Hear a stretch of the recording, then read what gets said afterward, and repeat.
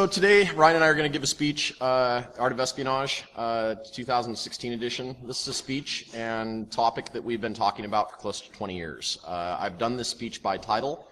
I believe this is year 16. So what we try to do is give you guys a basic primer on what you need to do for red teaming and the kind of like tricks and things that we kind of teach people on our day one. So if you were to get hired onto our team and work with our practice, this is kind of the basic stuff we'd run you through that first day. We kind of like doing this more as a forum type discussion with the room. So if you have questions during the conference, please feel free to, or while we're presenting, please feel free to raise your hand or just shout out.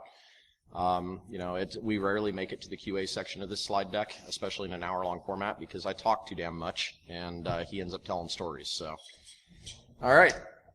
So how's it all going to go down? We're going to tell you who we are.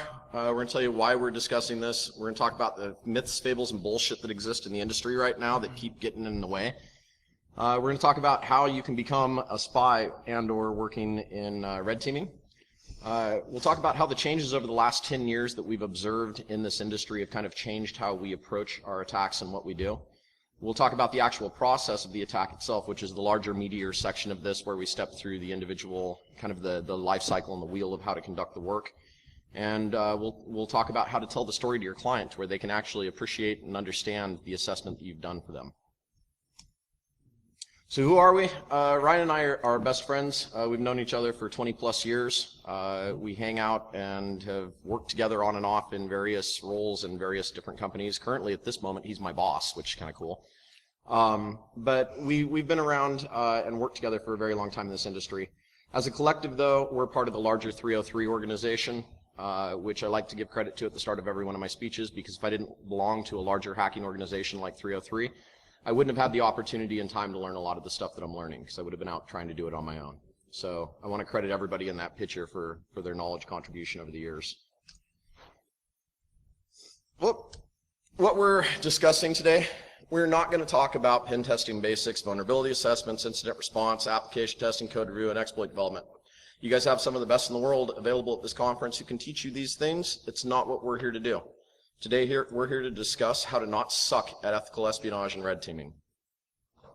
So more importantly, we want you guys to get a mindset, or to get an idea of the mindset necessary when performing red team testing, which a heavy part of that is staying fluid, adapting to change, because no matter how many plans you have, that's not what's going to happen. So yeah. Red teaming, we're going to define it because I've heard a bunch of different definitions. It's a combination of physical, social, and logical. Testing to make sure that things are going to react the way the client expects them to when they're under an actual attack. So the idea of a network pen test is similar, beating up and making sure that the firewall is the way it's supposed to be. But when we're talking about red teaming, we're combining phishing and lying to people and dressing up as UPS guys and lockpicking and everything else to make sure that all of the different assets they have in place to protect against people like us will work the way they expect to, find the gaps and help them remediate those. One of the biggest reasons we wanted to include this slide is because we've now, over the last 3-4 years, seen a new trend where people are starting to use the term red team to describe internal testing and or being part of an internal security team. That is not the definition we are using today. Running Nessus is not red teaming. It is a very, very small part of red teaming. The myths, fables, and bullshit that we all deal with, all of you are in this industry, you guys hear this every day. You hear people sit there and say they're not a target, they have never been pwned, that hackers want to put them out of business, next generation security solution is going to fix blah, blah, blah. All these different things that you see are on the screen are a bunch of shit. And you guys know that because you see it all the time. You can deploy your next generation signature-based solution and it's not going to stop a single bit of O-Day. You can sit there and you can tell me that hackers want to put you out of business, and I'll tell you all day long you're a liar, because hackers, if they compromise you, want nothing more than access to your data, your bandwidth, everything else that's there. Putting you out of business would be the opposite of what they're trying to accomplish. The truth is, though, that you really need to keep in mind as we do this talk and as we go through this, because a lot of what we're introducing and teaching to you guys is intentionally low-tech, basic stuff, is that if a motivated attacker wants to get in, they're going to get in. So everything's connected. I hate this slide. That's why I gave it to you. You know, again, going back to the idea of why it's physical, logical, and social, and not just one or the other. You know, all these areas, whether it's finance, whether it's hospitals, whether it's small mom and pop shops, it's about protecting the data. The data doesn't just reside on the internet, doesn't just reside on a computer. It resides on printouts, it resides on thumb drives, it resides in people's desks, it resides all over the place. And the point is to protect the data, the credit card numbers, or the health information, or whatever it is that is vital to that company's operations. So you want to be a spy. We love this because when we talk to people who aren't in the industry, they listen to what we do. We'll show them sanitized deliverables or sanitized videos that we can share that's part of our speeches and things like that. And they're always like, you guys are like real world spies. It's like you guys are sneakers for real. And the truth of the matter is, both Ryan and I love that movie. And when we were younger, that was one of the movies that helped kind of influence our direction of where we went professionally with our work. Was that we saw a lot of people in this industry that were out there to check a box or to run a test or to get the thumbs up that they've done something good. But what we didn't see was application of attacks that were very real world based, meaning that if somebody was actually going to target you and come in and attack your business, they're not going to sit down with your 6 C-level executives at a round boardroom table and ask you questions about things. They're actually going to attack your business. So the first big step that you've got to do in order to be able to do that is get smart. As all of you know, this job requires you to be a jack of all trades. You can't just be good at pen testing. You can't just be good at fuzzing. You can't just be good at lockpicking. You have to do a little of all of that to be able to apply that and put it together to be successful at this work. One of the big things that we've started doing is pushing people towards looking at the industry developed and supported standards. So you've got HIPAA, you have Sarbanes-Oxley, you have ISO 2700102. You've got all these different PCI requirements that exist around credit card processing now. So you as an attacker need to start looking at the different industries and verticals of your clients, because that's the kind of thing that in the end, when you're delivering the report and you're talking to them about what you did, that's the stuff that's going to make it matter to them. They don't give a shit how cool you are and how quick you picked through that lock. They care that on the other side of that lock was a data center full of their PCI environment and their PCI data, and that you could have gotten every single credit card transaction simply by being able to pick that door. You have to be able to tie that stuff together when you tell your story. And when you want to get educated, I mean, these are good learning spots, but at the same time, don't rule anything out. So speeches like this will teach you some, hopefully. But there's books that have nothing to do with red teaming, because there's very little out there on red teaming actually. For example, one of the books I just picked up is called A Burglar's Guide to the City. It's written by an architect. It's an amazing book, and it talks about how burglars have actually used the architecture of a building to break into it. It gives you a different way of thinking. It makes you start seeing things a little different. That's the kind of stuff you want to start reading more of. Yep. Definitely attend your conferences, your social communities, and your hack spaces. Again, just like I said at the start of this slide deck, I thought I was cool shit until I started hanging out with 303, and it made me realize how incredibly quickly I was a noob. Because there's just, no matter how good you get at something, there's always going to be somebody better. And if you have an opportunity to come together with those people and learn and share knowledge and information, what a great way to learn and get better yourself. Or drink a lot. Or drink a lot. We end up doing a lot of drinking. Other great sources of education, obviously securitytube.net is kind of the YouTube of security videos out there. I like to give them a thumbs up because they've put a lot of work and effort into making that data available for all of you. Offensive Security, Metasploit Unleashed is a great primer for people to start with if they've never done pen testing or ever played with the basic tool set that is offered via Metasploit. And then obviously DEFCON.org is a great one too. Jeff Moss has made it to where all speeches have been recorded and are published, so you've got 24 years of slide content and speeches of the best in the world sitting up in front of you talking about what it is that they do. So please take advantage of these free resources. And we end with getting certified, which both of us kind of, you know, everybody in the industry kind of goes for certifications, whatever, it's a piece of paper, but the truth of the matter is, when you're going in front of a Fortune 100 client, largest banks in the world, and you're trying to demonstrate to them the value that you can do, the work that you can conduct for them, it's important to have those letters behind your name, because those letters do mean something to the executives, the HR people, the people that are going to be responsible for hiring you. So as much as a crew, we can all sit here and kind of go on paper. Except for the OSCP, that's actually a good technical certification. The rest of them, meh. Yeah, it's important to make sure that you've got it and that you're aware and that you're spending time and resources to do this if you're wanting to do it professionally. So along the same lines, getting skilled. So people like to talk about lockpicking. The easiest thing to do with lockpicking is practice. That's all it takes. You don't have to have a 200-piece lockpick set. You don't have to have crazy amounts of videos. It's literally just buying locks from a hardware store and just practicing over and over again. Same thing with the NLP stuff or the social engineering stuff. It's getting used to it. It's getting comfortable. It's practice. You want to practice social engineering? Go into a bar. Pretend to be somebody you're not for a while and see how long you can keep it going. And get in that mind, start getting yourself in the mindset of that person that you're supposed to be. It's the best way to practice. A lot of this other stuff, the survival training is probably a bit much. Mr. Go-Ruck over here. Staying healthy is not a bad idea, because when you're not healthy and you start doing, especially some of the more physical aspects of this stuff, you're going to fall and hurt yourself. Military and law enforcement training I put up here, mainly, a lot of people kind of scoff at that, but the cool thing is that if you join the right mail lists and get on the right Facebook pages and this kind of thing, you'll find that a lot of this training is freely available for anybody that signs up. You don't actually have to be a badged LE or a MIL officer in order to take this training. And paying attention to stuff like that got it to where I was able to watch Frank Abagnale talk about the work that he had done before joining the FBI a few years back, simply because I was on the right mail list at the right time. So definitely take advantage of it. Challenges, DEF CON games, obviously we have the challenges here. There's CTFs here that you guys should participate in.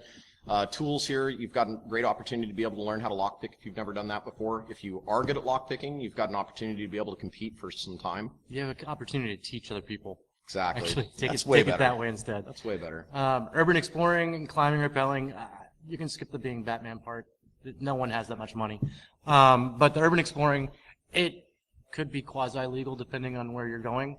But it'll make you start thinking about things along, especially abandoned buildings. It'll start making you look at things, seeing ways into them, and paying more attention to your surroundings. And then games you can play at home. What? Yeah, games can play at home. So I put that in there. I added that because I do challenges with my kids. Like my boys are now 17 and 15 years old, but since they were 5, 6 years old age, I've done the basic stuff like teaching them lockpicking and the, evasion and getting around things, single boot mode in Linux, all the cute little parlor tricks that we all know and use. But one of the things that's really been beneficial with my children, and not just with this type of work, but in their overall life, is helping them get situational awareness. So we play games where I'll walk into a room while they're playing video games and I'll be like, hey guys, and I'll make them turn around and look at me and they'll talk to me about something and then I'll change stuff in the room. And I'll come back in 5-10 minutes later and I'll be like, what did I change? And you'll watch the kids, because every time I go, what did I change? As soon as I say that, they go, because they know they have to look up, pay attention, really pay attention, look at what has been modified in their surrounding and be able to pick it out. When I first started playing with this game with my kids when they were 5, 6 years old, it was horrible. They could never ever pick it out. They could never ever see what was going on. Now that they're teenagers and they're getting a little older, it's frightening because I make even like tiny little changes like turning something that's sitting on a shelf, and they'll pick it up and notice it because they've programmed themselves to constantly be aware of their surroundings and their environment. I do something similar with my daughter. We'll go into a restaurant or something, and we'll change rooms. We'll go to a different room, and I'll make her sketch out the last room, like where are the walls, where are the doors, where are the windows, kind of thing. She hates it, but good. So getting the right job. Making sure the biggest point here is to make sure that when you're talking to a company about a position, ask the right questions to make sure that you're going in the right position and the position that you think you're going into is exactly what you're looking for. Companies like to describe things in certain ways and then kind of shift you into something else. So you want to make sure that, for example, if you think you're going into a red team job, you want to make sure that they have a methodology, documentation, templates. They already have a team. You're not just the only person that's suddenly doing this and they've never sold it. May have happened a couple of times. The bigger thing that we see is that people want to get into this work. They think it's interesting. They go to the conferences. They think it's great. And then they go and they get an entry or an apprentice level like penetration testing job and get pissed because they spend 10 years learning how to hack local networks and never ever once do any bit of red teaming. The big thing that we find that really kind of pushes that are the safety fakers, as we like to call it, where you've got these companies that love to put titles and descriptions about what the work is, but it's actually not what they're doing or conducting. I can't tell you the number of times that we've talked to companies that do penetration testing and all they do are vulnerability assessments, or companies that say they're doing red teaming and internal development of threat programs, and they do a very basic pen test, maybe some documentation. And I used to work for IBM years ago, and they would say, we do physical penetration testing. What, you more water? Yeah. Thanks. And they would get clients occasionally that would sign it, and I'd get all excited because I finally get to do this again. And then legal would get a hold of it. No, we don't do that. We can't handle that liability. So it's tricky. You have to ask the right questions, make sure you know what you're getting into. The other thing to remember as you do this job is that time equals change. We're going to talk about this a little bit. as we go through this, but a good way to look at it is I took this picture in 2006 for the same speech. These were the tools of the trade. You can see that I've got a radio, I've got good old PCM, CIA, wireless Orinoco cards up there for Kraken WEP, all this great stuff, right? And at the time that I took this picture, this was literally cutting edge, top of the tool deck of the type of stuff that we were using for our work. That backpack has an entire RFID cloning kit in it. Yeah, actually, funny enough, this thing has lasted a long time. I still have that backpack. But nowadays, when you look at what's going on, everything can fit in your pocket. I mean, this is a pretty standard setup here. I've got a pwn pad, all the individual little tools, a very, very small collection of picks. You can see there, just like Ryan was saying, my previous slide deck, you're looking at, $300 worth of picks and all this crazy evasion stuff. I've broken it down to a Southern Ordnance kit that's just a few things, because it's all I ever really need. One of the biggest things that you'll hear from us as we go through this is it's really easy when you first start doing this work to just want to pack like 5 or 6 backpacks full of every single piece of gear you can think of. And then you realize when you go do the work that really all you needed was a strong shoulder and a credit card, right, to pop through the door. So the key is really make your weight count. Think about what it is that you're bringing, why you're bringing it, how you're going to use it, what the likelihood is that you're going to use it, and how screwed you'd be if you didn't have it. That's really the big thing that makes my decision. And no matter how much stuff, and remember that the more stuff you carry, the more you have to dig through it to find the right thing you're looking for. Mute that. I'm trying to mute it. I have no idea how to mute that. Yeah, we'll talk over this for a minute. About there we go. 8 years ago now? Wow. 8 years ago that we did a bad TV show called Tiger Team. It lasted for 2 episodes. This was an episode where we had to break into a jewelry store in Beverly Hills. And what we're talking about right now is we couldn't. The easiest way to bypass the front door was going to be to clone the guy's RFID card. And a friend of ours had built this RFID cloning kit, which that's literally one of the first RFID cloners in the world. It was massive and heavy and fit in that backpack, and then you had a cable that snaked down your arm, and you had to palm the reader, and you got to get really close, like almost grab the guy's ass. And that's what they show is Luke grabbing the guy's ass. I always make sure I include that, But I want you guys know. You'll see it in a couple of slides, but like RFID cloners now, I think are about the size of a stick of gum. Yeah. So you guys have all seen. We walk up behind the guy. We take his badge. We walk off. There's a lot of talk that's going on here. But the big thing to take away from this is that when we did this testing, and I talk about this a little bit, when we did this testing before, really there was a handful, about 3 or 4 people in the world that were looking into hacking RFID technologies. We're producing equipment. We're doing the work. Zach Franken, Adam Laurie, those guys were really killing it with RF Idiot. I think it wasn't even called that yet. Wasn't even called that yet. But they were really doing some neat research and work. They were presenting at DEF CON and Black Hat on it, and it kind of got us interested. That unit that's in my backpack was put together by Delchi, another 303er, and it took him 5 months of testing and playing to get to where he could capture a card and replay a single card, using Adam and Zach's research to be able to put that together for us and build a functional unit. And if you noticed, it's fucking huge, man. It took an entire backpack. It was super hot, because the other thing that was interesting is to generate enough current for us to be able to use those RSID readers. We had it was 3 or 4 lantern batteries linked together in parallel, and then going through a voltage regulator just to have enough charge to walk out on the street, clone the badge, walk back to the car, and pray to God the battery or connection didn't disconnect somewhere in between, because we would have lost everything. It was kludged together, to put it nicely. The best thing to look at is we can only capture 1 card at a time at best. It was impossible, realistically, to rewrite your own cards at that point. Most of us, if we were doing card rewrites, all we were actually doing was calling the company that produced the cards and saying, hey, this is our site ID, and we also need these card numbers from this point to this point, and we would do these orders of hundreds of dollars that would be overnight shipped, where we'd have all these little cards just to be able to hack 1 RSID card.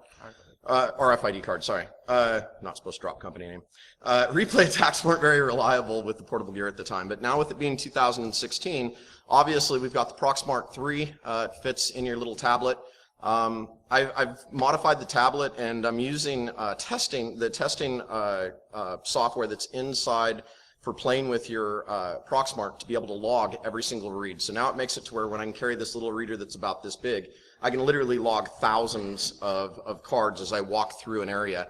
If the battery dies, it doesn't matter. It's already logged to a file. I go back home at the end of the night, and I can sit there and write these out to the various T-base cards that we have now that you can write to. The other thing is take into consideration that handheld RFID writer on there. We all look at it, and we've seen it. I've actually seen one work in real life. Everybody looks at them and doesn't want to order them because they're out of China for $9, but I've actually watched one work on an engagement. And even cooler is the blue key, as you see down there in the lower corner. What once was a backpack full of gear for us to be able to hopefully be able to do something is now something the size of a quarter that you can place inside of an RFID reader and then use your phone to be able to trigger it to replay people's connections as they've come back through. Pretty neat stuff. The other way to look at it is that backpack full of gear was almost $2,000 worth of research and work put together. The Proxmark, or the Proxmark 3 along with the Pwn pad setup that I've got there is about $1,000 worth of hardware to do it right. Handheld RFID reader was $10, I think, and the blue key. What are they selling for now, guys? I think like $20, $5 or something if you get them, if you buy a bulk of them. But it really just kind of goes to show that it's one of the things you need to think about is as you're doing this work and as things advance, so are going to be the attacks, so are going to be your approaches. All of that stuff is going to get different, and you're going to have to modify your approach throughout the years. So the general wheel of attack, we can skip this one, go to the next one. So the basic rules to live by. Number one is be prepared. And I say charge your phone because your phone at this point is pretty much the lifeline of a test. You have to be able to communicate with your other team members. You have to be able to collect evidence. You're not always going to be allowed to walk out the door with paperwork and computers and shit. You have to be able to take pictures, videos, etc. to prove what you were able to do. Mute your phone. Mute your phone because when you're talking on it, when you're pretending to talk on it, and then it actually rings in your ear, people notice, and it's loud. But especially don't just charge your phone. Have a backup battery too. I just was on an engagement last week where my coworker was sitting under a desk for 4.5 hours. His phone died. And so he couldn't text me that the lady inside the office had noticed me, even though I was moving my car around the parking lot so that I wasn't in the same spot. She had noticed me and called the police. And he wanted to text me, but his phone died, so he couldn't tell me. So the police showed up, and I don't talk my way out of that. Act tactically, don't look it. Part of the reason that you don't see us using the big antennas and ham radios anymore, and why we sit here and tell you to use your cell phone, is because it looks out of place. You don't want to walk in looking like you're a spy, looking like you're a Fed, looking whatever it is. You want to blend in, but you need to be thinking and acting tactically while you do this work. One of the biggest things that I watch new people make a mistake with doing is they'll walk into a room or an area that they don't belong in, that they shouldn't have been in, and someone's there, so they do the worst thing in the world. They pause, they look scared, they turn and they walk out, versus just walking in and owning the room, owning the area. Keeping it simple. And this is something when you're doing red teaming, this is not with the right clients. It shouldn't be a one-time thing. It should be something that happens every year, every other year. Because the idea is you start really low. You start with the low tech. Because if you start off RFID cloning and going crazy and super high tech, you're going to give them a report, especially a client that's never done this before. And they're going to read it and freak out and not know where to start fixing shit, put it on the shelf, and never talk to you again. If you start with simple things, card shimming, maybe some lock picking, social engineering, tailgating, as stupid as it sounds, is still a huge problem. Start with the simple shit. Let them have time to fix that. Give them recommendations on the simple things. Start off cheap for them, because there's usually cheap fixes for that. Then they'll come back the next year. You've made it more difficult on yourself, but that makes it more fun for us too. I don't want to keep doing the same shit every year against the same client. I want it to get harder. To the point where eventually you're stretching. You're like really having to reach for how the hell you're going to get in this building or how the hell you're going to get the flag. To the point where you can give them a report and maybe you got the flag, but you can also tell them like, look, based on your company and based on the threats that exist for your company, no one's going to ever really do this. If they do, here's how to detect it because you can't stop it. Yep. And remember, number 4, you're the criminal. This is your job. Like, your job is to replicate a real-world attack.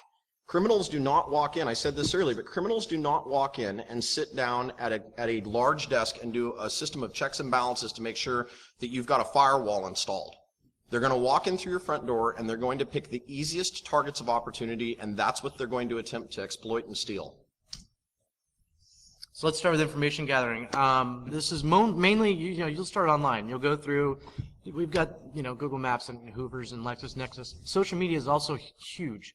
Every company has social media presences. You want to know what their badge looks like? Go look through Flickr, go look through their Facebook account. All you got to do is you'll see a picture of someone wearing a badge. You don't have to duplicate it exactly. You make it look close enough so that when someone glances at it, they see the green panel with the black letters. One of the other things to do is check out the website of the company that you're hacking. Going back into looking at the pictures like he's talking about at various company events, it'll tell you what kind of dress they have, what kind of clothing they wear. Are there a lot of people that have big beards and mohawks at the place that you're walking into, or is it all really clean-cut people that look like they just walked out of church? Those are important things for you to know before you're ever even on site. And you'll also see things, because clients, for whatever reason, love to brag about who they use for hardware. So you'll know if they're using Cisco or Dell, or go to a thrift store and buy a Dell shirt, and you'll get right in the front door. So when we started this work and started doing this work 1996, 1998 time frame, we didn't have all these online options. We actually had to go to do, you'd go to county records and public service searches, and you'd do these types of things. And it took weeks sometimes to be able to pull data and information about these businesses. Now with Hoovers, LexisNexis, Google Maps, you can literally, with Google Street View, you can walk around the facility over and over again before you're ever even there. Depending on the building, you can walk in the building. Yeah.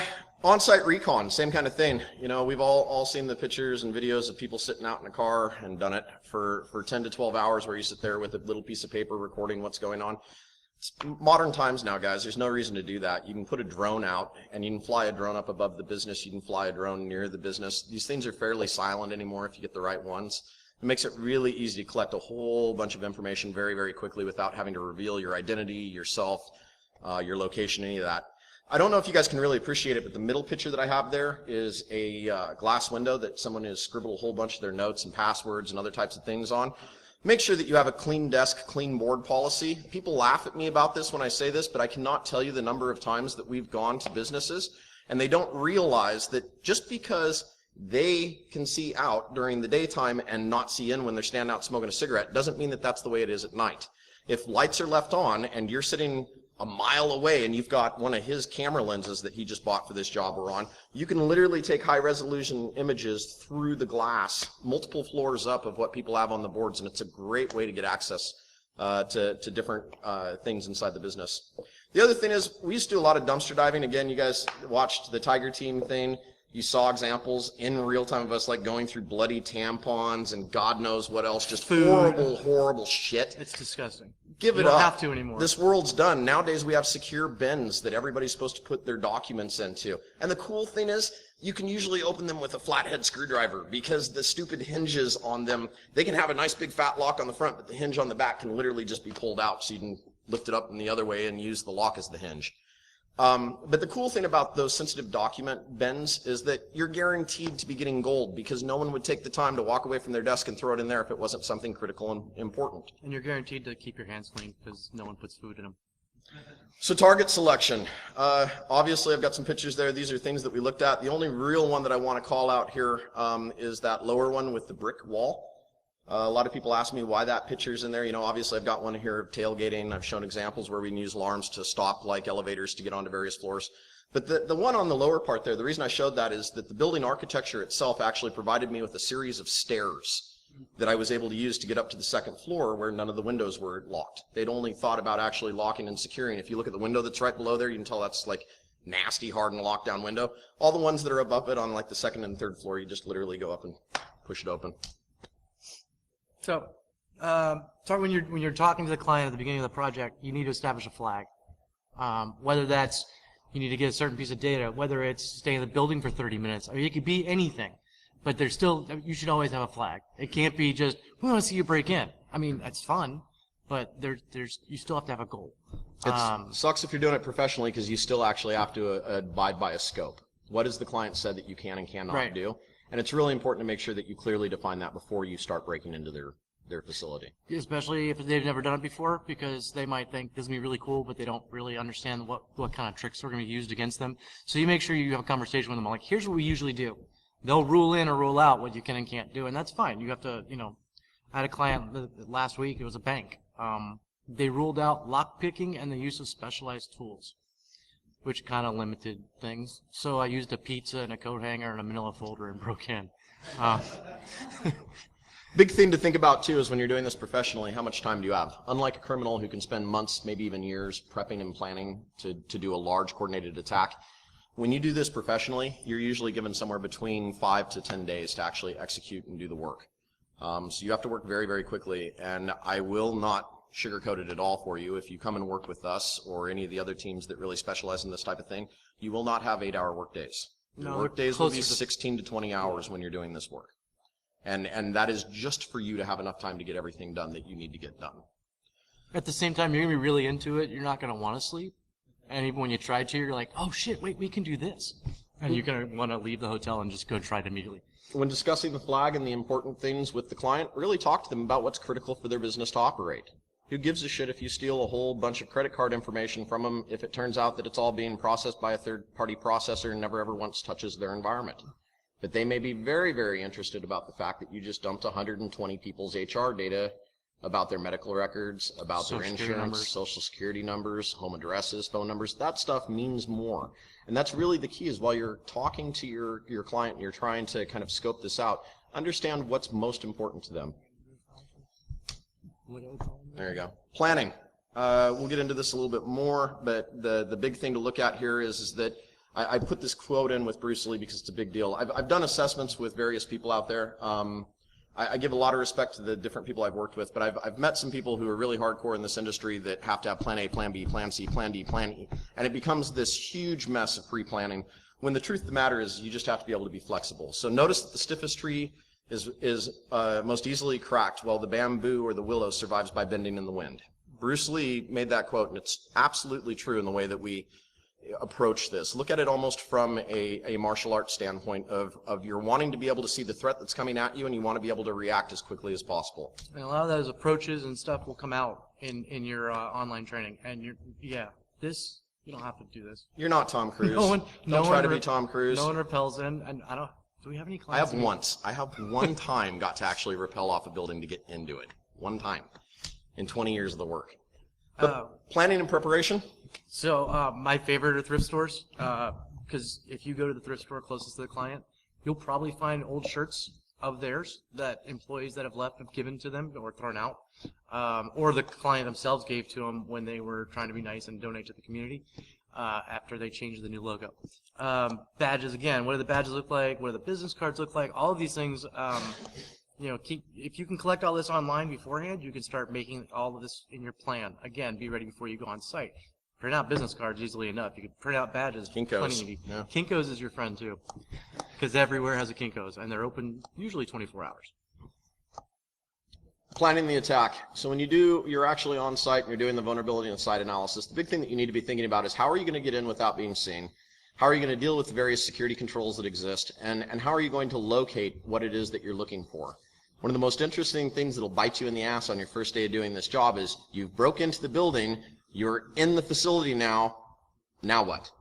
If you don't know the floor plan, if you don't know where the data center is at, if you don't know where the administrative offices are at, you're just wandering in the dark.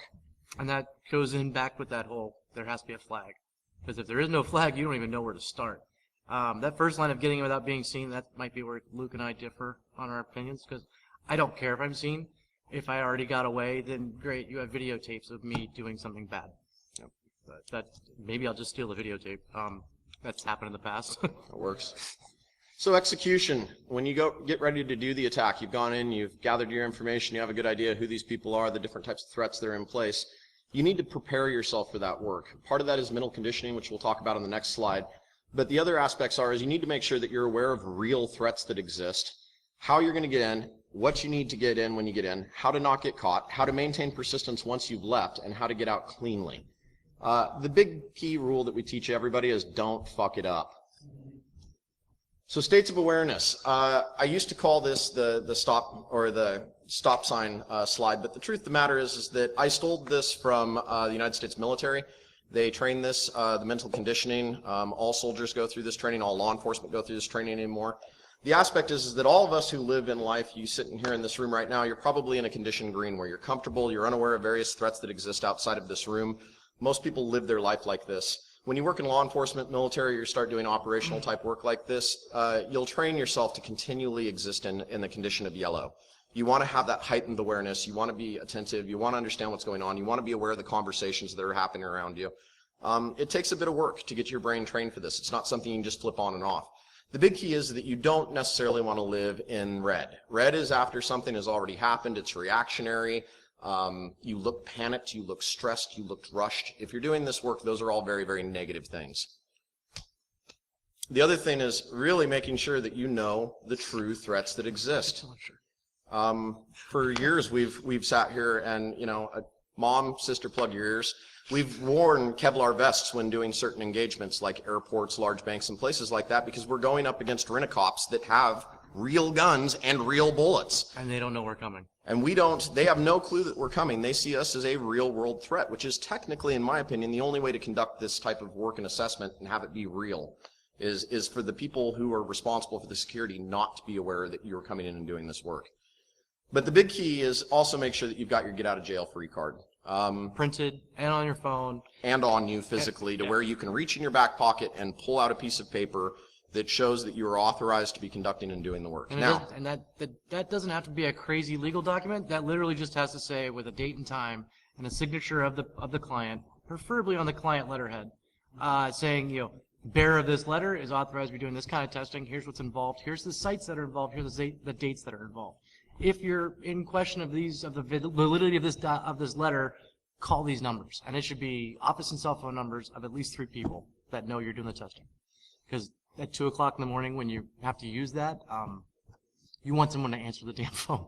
He does not get caught, guys. Really. If you show your get out of jail free card, you've lost. Look at it that way. Don't run if a cop catches you. Yep. That's a bad idea. They don't like that. And honestly, when a cop, and this has happened in the past, if a guard or a cop is drawn on you, don't reach in your pocket for the letter. Just tell them where it is. Oh, dude, apparently we gave him bad advice because if you look at Breaking In on the TV show, like 3 of those people are hanging from cords right there. So, yes. I mean, I guess we did it wrong, guys. Christian Slater's the only one that doesn't. Yeah. Because he's old. But we did include you a nice little slide of me looking like I'm giving Chris Nickerson head in a safe for Tiger Team. Okay, physical ways of getting in. Our favorite physical ways that get us in and that have worked over and over again in the past is get them to invite you in, guys. I mean, it's cool to go sneak in and do all that, but that shouldn't be your first step. Your first step should be reaching out to building management, building maintenance, talking to them about various ways that you can get in. It's amazing when, especially on these big shared property facilities, if you call up and just be like, hey, do you have any offices open? We would like to look at your offices because we're looking to open a location in your area. They'll literally walk you in, and the best part is the person who's walking you in and showing you around in the building, their RFID card opens every door, and they're not security people, so they're not going to think it's weird when you pull out your little phone pad set up with a Proxmark 3 inside of it, and you go, oh, that's a really cool badge, clink, and then hand it back to them. They have no idea that you've just stole their badge in doing that. Utility company is one of Ryan's favorites. Bug sprayers. Yep. I like being bug sprayer. No one thinks about it. They all want to ignore them. And you can spray air. Like I've had a bug sprayer and gone into a data center and I was literally spraying air in the thing. And the guy comes running and he's like, wait, you can't spray that in here. I'm like, no man, it's cool. I got this. He's like, what? I'm like, it's special quick drying bug spray. I'm like, watch. And I spray it in front of him. I'm like, see, you can't even tell it's wet. Public bathrooms and public reaching areas are wonderful. Just lift if it has false ceiling, you know, any of the soft ceiling tiles, lift it. Almost always you can use that to get access into secure areas of the building. It's rare to actually find places that have designed a building with the intent of a data center or a secure server room. Like I can't tell you the number of times like safes even. Like they just like, this is our safe room, and you go over and you push up in all 4 directions into where their safe room is. You can literally just crawl over from somebody else's office into the room. Why take the time to pick a lock if you can crawl over it? The big point of all of this is you want to present yourself as if you belong. And be friendly. You don't have to be an asshole. People talk about how you can be aggro on social engineering. You're not going to get very far with that. 9 times out of 10, you're going to get shut down. Smile and flirting goes a long way, guys. On-site incentive, we talk about candy, contests, and pizza. Eric Smith, I'll use this as an example. One of our friends, a gentleman who works with Loris Consulting, him and another consultant went up to the place that they were hacking, and they'd already done the job, they'd already gotten everything, but they wanted to see how far they could really push it on their last day.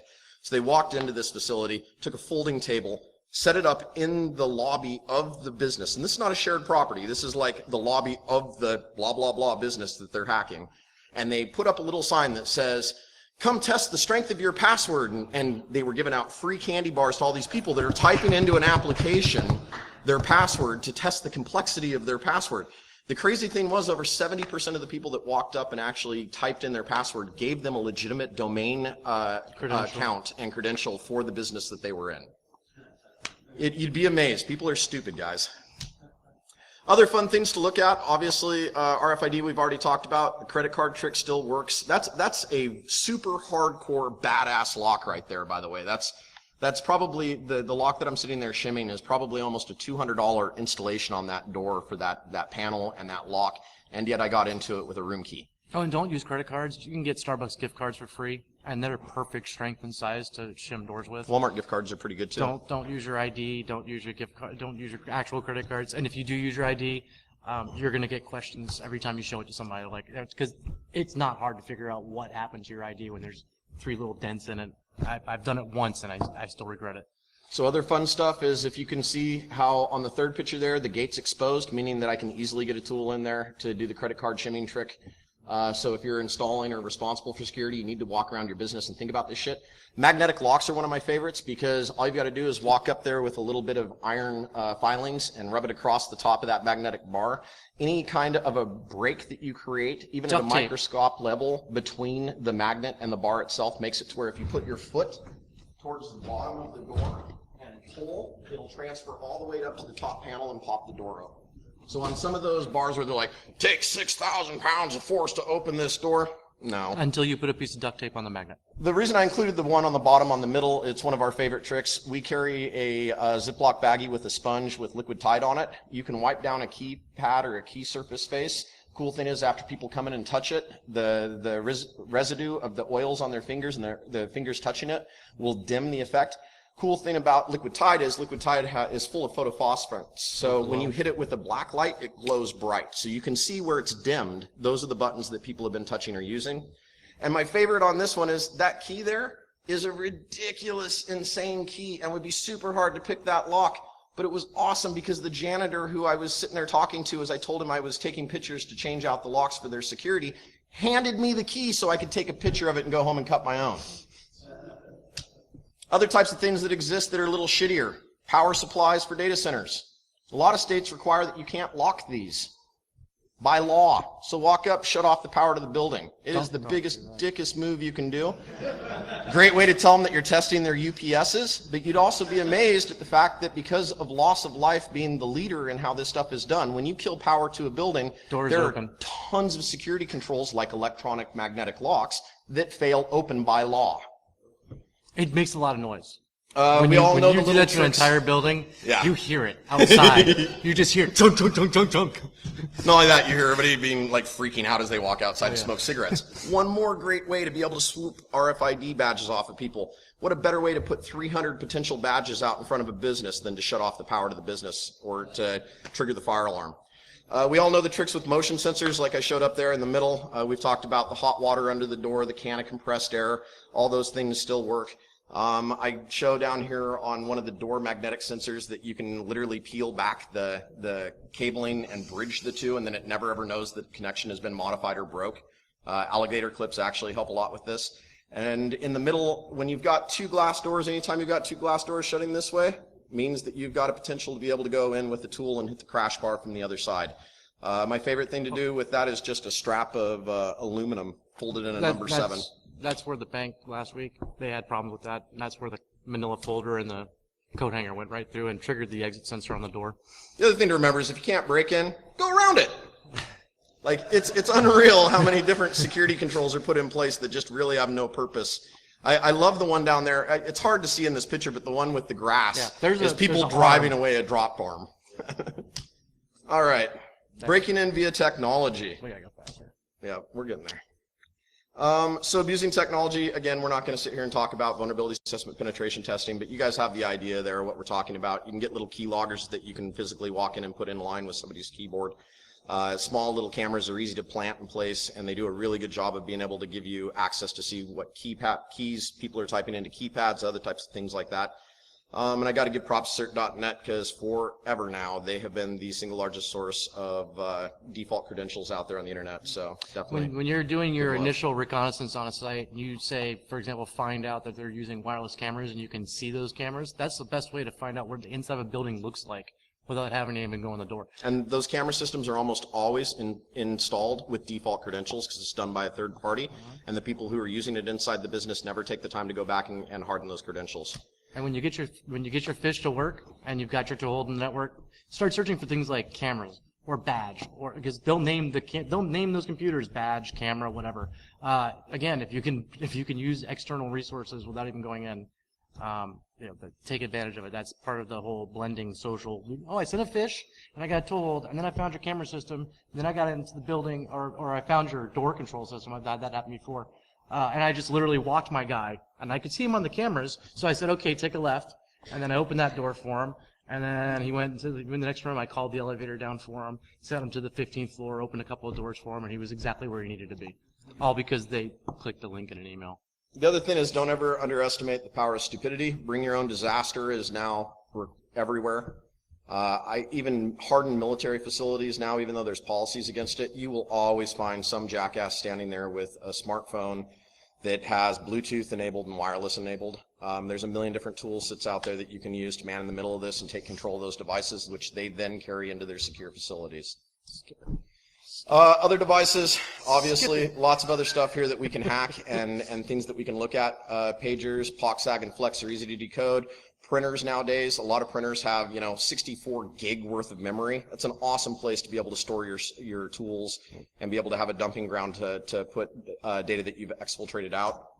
Convenient-based threats have made things really easy. We have coffee machines, smart TVs, smart fridges, Nest, all these things now, they can all be hacked. All this stuff has been publicly exploited and pushed out there. Especially smart TVs, those things are in conference rooms all over the place. They have webcams, they have microphones. You can just watch what you need to. But the big key to remember on all this technology stuff is don't spend a lot of time, resources, and energy trying to look cool when you can just pwn people, because people are stupid. The key is that we have an uphill battle to fight because, like I said, people are really, really stupid, and they do dumb shit.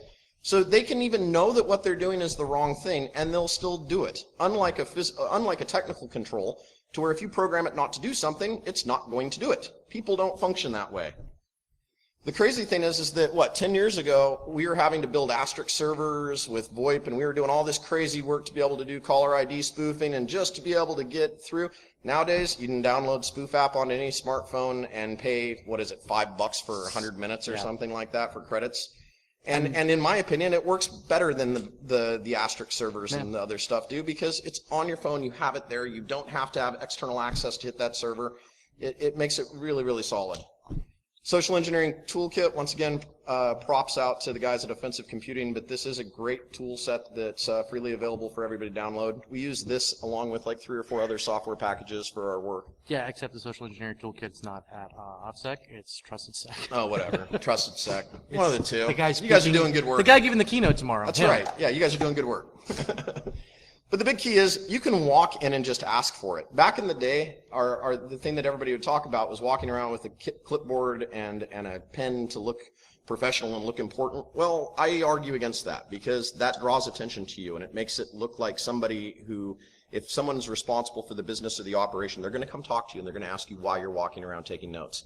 The amazing thing is that if you walk into a business staring at an iPad and you're playing on your iPad and doing your thing, no one's going to stop you or ask what you're doing. The cool thing is that the iPad, or whatever it is, your phone pad, can have a million different hacking tools on it, where the piece of paper does nothing more than draw attention to you. So again, I show that between the differences. 10 years ago, everybody was saying the best way to go in was look authoritative. I'm saying now the best way to go in is go in and look like anybody else. Building rapport, we talked about it a minute ago. Make sure you blend in. Make sure you wear the right clothing to match them. Don't have tattoos showing. If you can hide your tattoos, wear a long sleeve shirt. Or make sure they're really cute.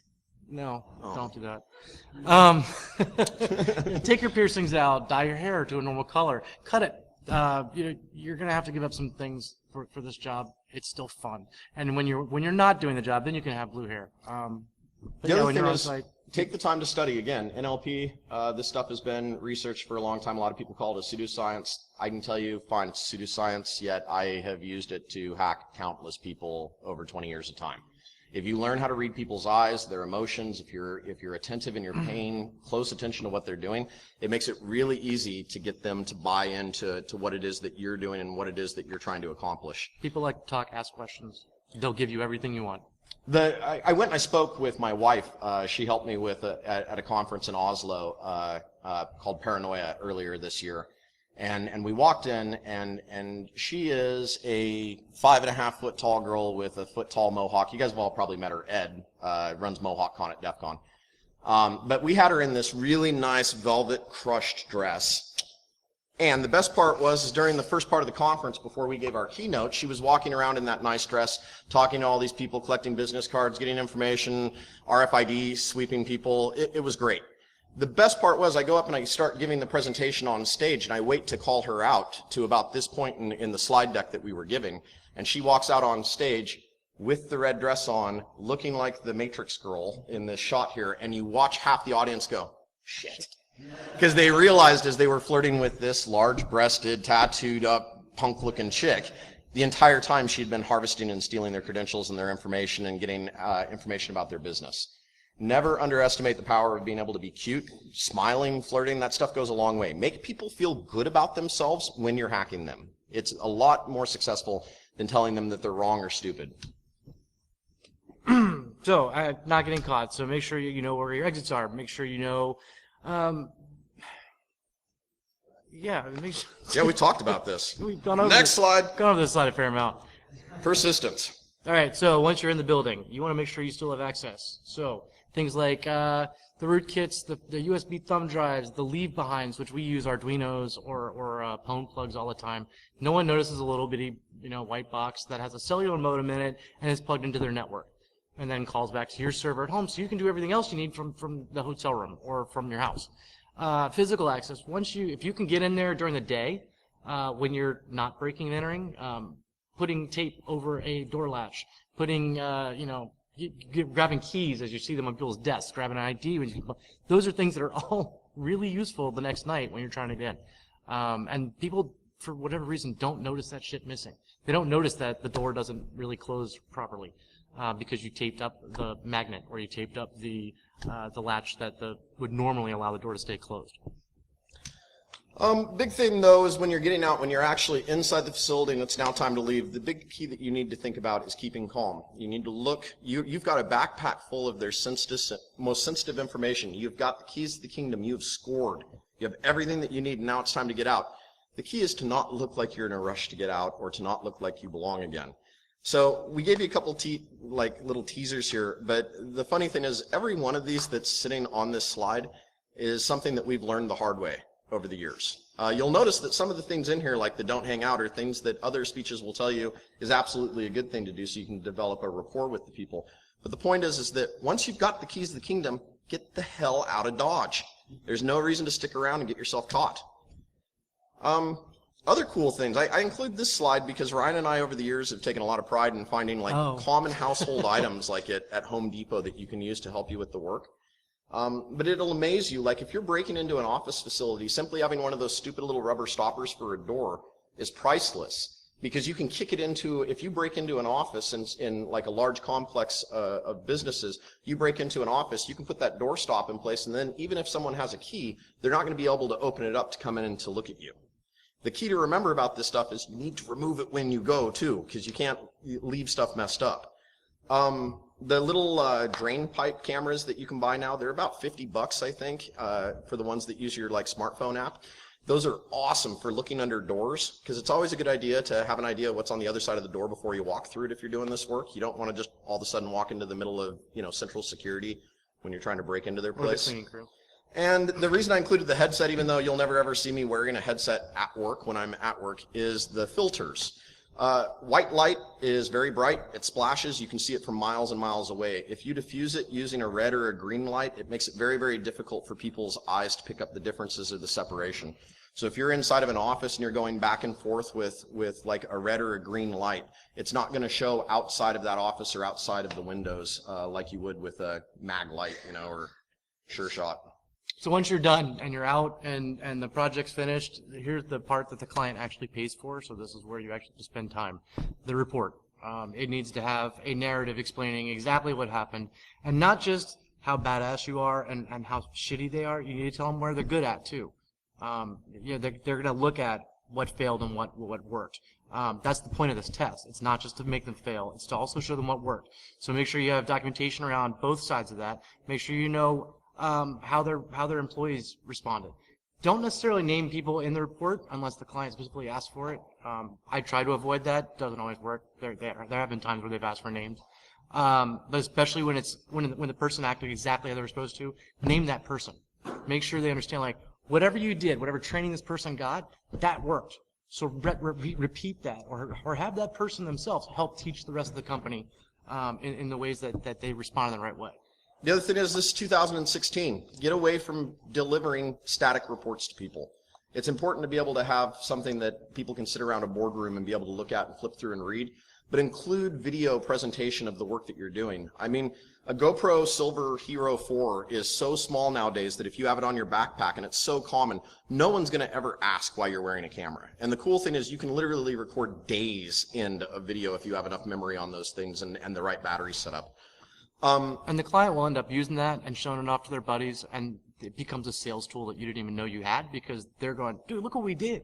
This is badass. Example from this last week yeah. was I was on a job, and I took video of the exploit process that I was doing while I was going through, and we got through, and I'm sitting there talking about how things are done. And I'm like, yeah, with art poisoning, we were able to sit here and man in the middle. We captured your VoIP traffic, and we were able to listen to phone calls, blah, blah. That to an executive meant nothing. When I hit play on my computer and played back a board administrative call from that business, and he listened to 4 minutes and 20 seconds of his board talking about highly sensitive information and data, all of a sudden that attack I did, which 2 seconds ago had meant nothing to him, was super, super critical and key, and he wanted to figure out how to mitigate that issue immediately. So that's it, guys. If you guys want to contact us, there's our information. And question and answers, and first time ever we got all the way through the slide deck. Yeah! Questions? Since we actually have time for once. We have like 2 or 3 minutes, I think. So anybody have any questions, comments? Stories to tell? Throw stuff, hate stuff? Nothing. All right. Well, thank you guys very much. Appreciate it. She raised her hand. There's one. She raised her did hand. It. I saw it. You can throw it? I'd like water. In case you didn't know, I drank 2 of them already. Well, thank you very much, you guys. Thanks, guys.